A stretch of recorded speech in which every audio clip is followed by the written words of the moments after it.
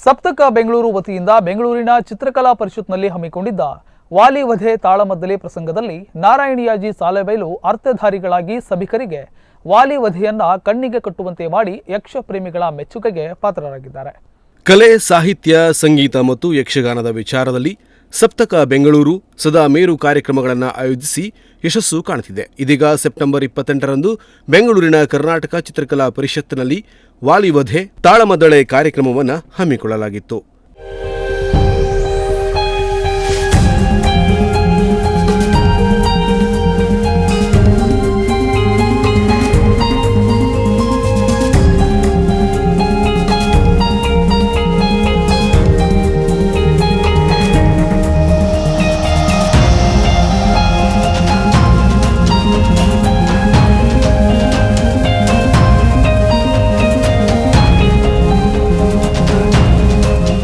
ಖ್ಯಾತ ತಾಳಮದ್ದಳೆ ಅರ್ಥಧಾರಿ ಕರ್ನಾಟಕ ಸಂಸ್ಕೃತ ವಿಶ್ವವಿದ್ಯಾಲಯದ ಸಿಂಡಿಕೇಟ್ ಸದಸ್ಯರಾದ ನಾರಾಯಣಯಾಜಿ ಸಾಲೆಬೈಲು ವಾಲಿಯಾಗಿ, ಪ್ರೊಫೆಸರ್ ಕೆಇ ರಾಧಾಕೃಷ್ಣ ರಾಮನಾಗಿ, ಶಿವಕುಮಾರ್ ಬೇಗಾರ ಸುಗ್ರೀವನಾಗಿ ತಾಳಮದ್ದಳೆ ನಡೆಸಿಕೊಟ್ರು. ನಾರಾಯಣಯಾಜಿಯವರು ಅದ್ಭುತ ಸಂಭಾಷಣೆಯ ಮೂಲಕ ವಾಲಿಯ ಪಾತ್ರವನ್ನ ಕಟ್ಟಿಕೊಟ್ರು.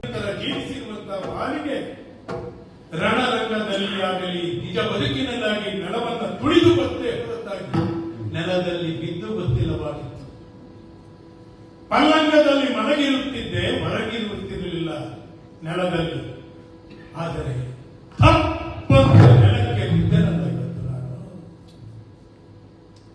ಮಂದರ ಪರ್ವತವನ್ನು ಕಳೆಯುವಂತಹ ಶಕ್ತಿಯುತವಾದಂತಹ ಈ ತೋಳುಗಳಲ್ಲಿ ಇವತ್ತು ಲಾಭವೂ ಇಲ್ಲದೆ ಹರಾಶಾರಿಯಾಗಿ ಬಿದ್ದಂತ ನನ್ನ ಪಕ್ಕದಲ್ಲಿದ್ದ ರಕ್ತಗಳೆಲ್ಲವೂ ಕೂಡ ಹೋಗ್ತಾ ಇದೆ. ನೋಡ್ತಾ ಇದ್ದೇನೆ. ಆದರೂ ಚೈತನ್ಯ ಎನ್ನುವುದು ಬೀಳಲಿಲ್ಲ.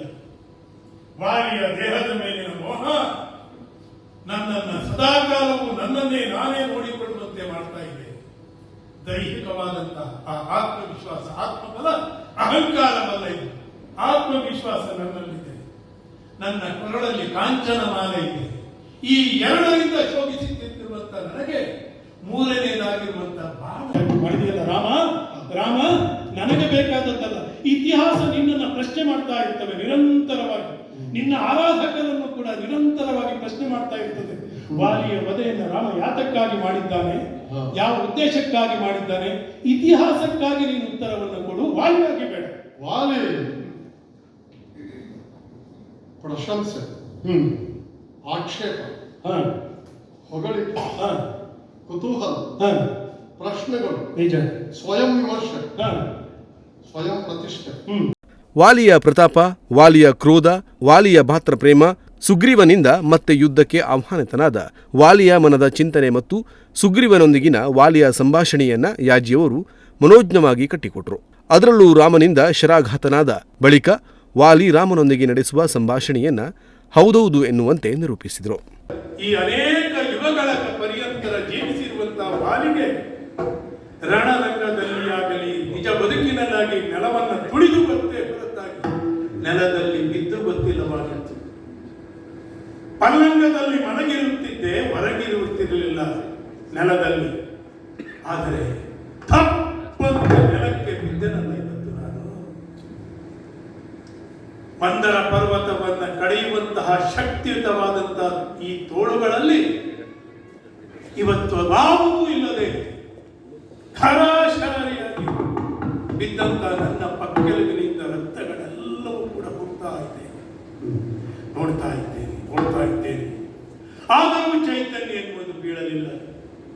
ವಾಲಿಯ ದೇಹದ ಮೇಲಿನ ಮೋಹ ನನ್ನನ್ನು ಸದಾಕಾಲವೂ ನನ್ನನ್ನೇ ನಾನೇ ನೋಡಿಕೊಳ್ಳುವಂತೆ ಮಾಡ್ತಾ ಇದೆ. ದೈಹಿಕವಾದಂತಹ ಆ ಆತ್ಮವಿಶ್ವಾಸ, ಆತ್ಮಬಲ, ಅಹಂಕಾರವಲ್ಲ ಇದು. ಆತ್ಮವಿಶ್ವಾಸ ನನ್ನಲ್ಲಿದೆ. ನನ್ನ ಕೊರಳಲ್ಲಿ ಕಾಂಚನ ಮಾಲೆ ಇದೆ. ಈ ಎರಡರಿಂದ ಶೋಭಿಸುತ್ತಿರುವಂತಹ ನನಗೆ ಮೂರನೇದಾಗಿರುವಂತಹ ಬಾಣ ನನ್ನ ಕಾರಣೀಕರ್ತ ಯಾರಾಗಿರಬಹುದು ಅಂತ ತಿರುಗಿ ಆ ದಿಕ್ಕಿನಲ್ಲಿ ನೋಡಿದರೆ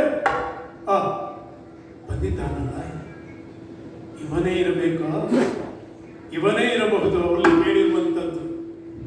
ಹಾಗಾಗಿ ಕೇಳ್ತೇನೆ, ಈತ ಮಾಡಿರುವುದು ಯಾವುದು ಹೇಳಿದ್ದಳಲ್ಲ ತಾರೆ, ಅಯೋಧ್ಯೆಯ ಅರಸಮನೆತನದವರು ಬಂದಿದ್ದಾರೆ, ರಾಮ ಲಕ್ಷ್ಮಣರು ಬಂದಿದ್ದಾರೆ. ಹೀಗೆಲ್ಲ ಒಂದು ವ್ಯವಹಾರ ಆಗಿದೆ.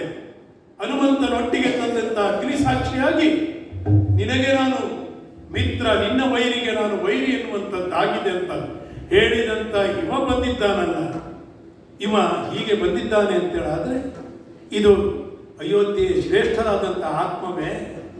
ಎಲೆದುರಾತ್ಮ ಕಪಟ ವಿದ್ಯೆ ಸಾಧಿಸಿದೆ ಬಲ. ಆತ್ಮ ಯಾವಾಗಲೂ ಶುದ್ಧವಾಗಿರುತ್ತವೆ, ಆತ್ಮಕ್ಕಲ್ಲ.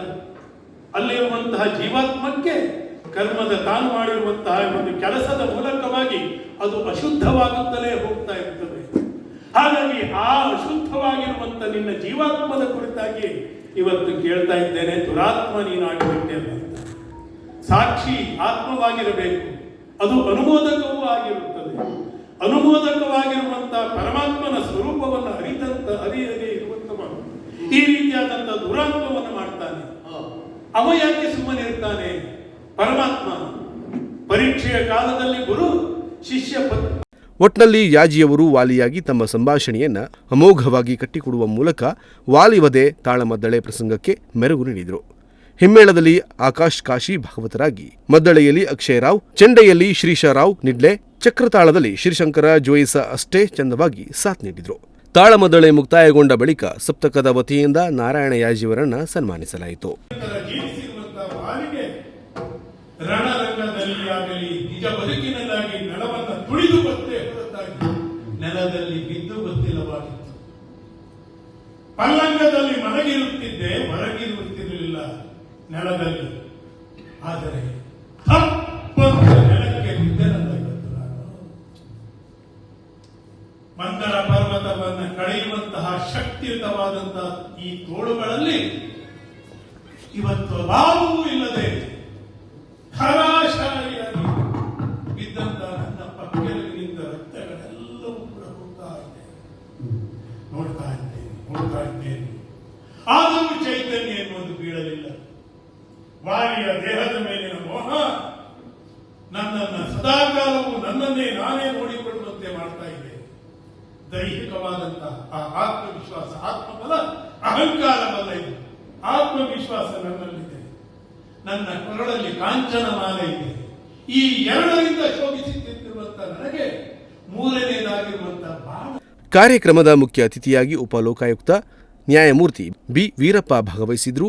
ಇನ್ನು ಗುರುರಾಜ್ ಕರ್ಜಗಿ ಮಠ, ಬಿಎಲ್ ಶಂಕರ್, ಸಪ್ತಕದ ಜಿಎಸ್ ಹೆಗಡೆ ಸೇರಿದಂತೆ ಅಪಾರ ಸಂಖ್ಯೆಯಲ್ಲಿ ಯಕ್ಷಾಭಿಮಾನಿಗಳು ಪಾಲ್ಗೊಂಡಿದ್ದರು. ಸಂಜಯ್ ನಾಯ್ಕ್, ನುಡಿಸಿರಿ ನ್ಯೂಸ್, ಹೊನ್ನಾವರ.